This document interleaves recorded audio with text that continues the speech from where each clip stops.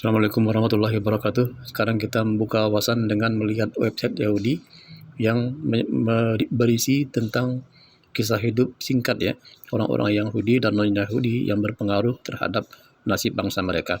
Sekarang kita ke Saint Peter yang hidup di masa lalu ya. Di sini skornya 9.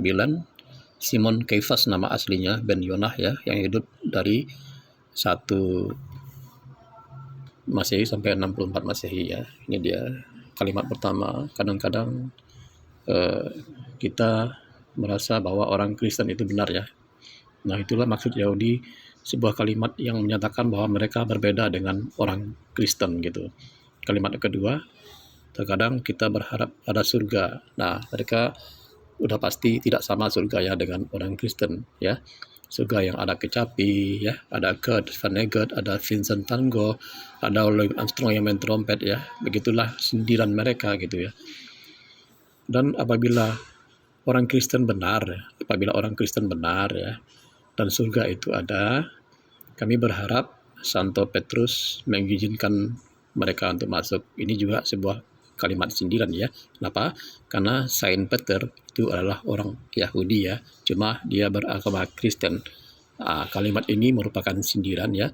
Mau nggak Peter menerima mereka di surga gitu ya? Kita lanjutkan. Padahal ya, kami sudah menjalani hidup yang terhormat gitu. Dan mereka itu, maksud terhormat itu, tidak melakukan hal-hal yang keliru atau dosa gitu ya.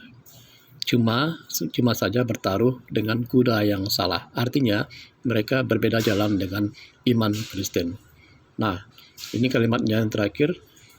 Tapi bagaimana kita tahu saat itu ya, saat di surga itu gitu. Nah, kita lanjutkan kepada alinea berikutnya. Dan jika Santo Petrus memberikan kita daging sapi di gerbang, memberi kita daging sapi ya, kemudian menutup gerbang surga itu ya, menutup gerbang surga, ini saya kurang paham juga ya. Kenapa dia memberikan daging sapi dari dalam surga, kemudian menutup gerbang surga ya. Kami akan menunjukkan bahwa dia juga seorang Yahudi. Jadi maksud kalimat ini adalah ketika Santo Peter tidak mengizinkan mereka masuk surga, orang-orang Yahudi ini, nah orang Yahudi akan mengingatkan bahwa dia juga seorang Yahudi, a Jew ya. Dia juga pernah salah ya, setidaknya 3 kali dalam hidupnya. Salah satunya adalah dia menyangkal Yesus ya, menyangkal eksistensi Yesus ya. Kemudian di kalimat berikutnya, apabila orang Yahudi ditolak oleh Santo Petrus masuk surga, seharusnya disindir lagi orang Kristen itu harus mengasihi sesamanya. Dan orang Kristen yang baik, mana yang menolak kesempatan masuk surga bagi orang tersebut. Nah, dia juga sindiran, seharusnya Santo Petrus tidak menolak orang Yahudi masuk surga meskipun berbeda iman, berbeda jalan. Kalimat terakhir masih sindiran.